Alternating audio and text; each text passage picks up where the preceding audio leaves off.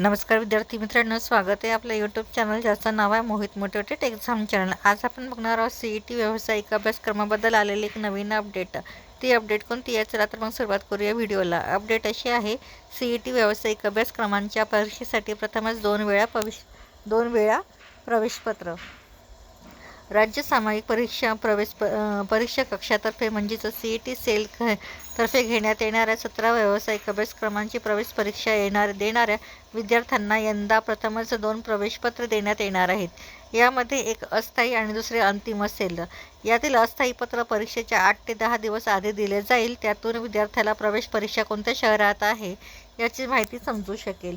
यंदा CET सेलकडून पदवीपूर्व आणि पदव्युत्तर पदवी अशा 17 व्यावसायिक अभ्यासक्रमाच्या CET परीक्षा 24 मार्च ते 16 मे दरम्यान घेतल्या जाणार आहेत। एखाद्या भागात परीक्षा केंद्राच्या अनुपलब्धतेमुळे विद्यार्थ्याला अन्य जिल्ह्यातील परीक्षा केंद्र दिले जाते। परीक्षा केंद्र भरताना पसंती क्रमानुसार 4 जिल्हे भरावे लागतात। यंदापासून CET सेल त्या प्रवेश परीक्षेच्या 8 ते 10 दिवस आधी अस्थायी प्रवेशपत्र विद्यार्थ्याच्या लॉग इनमध्ये ऑनलाईन उपलब्ध करून देणार आहे।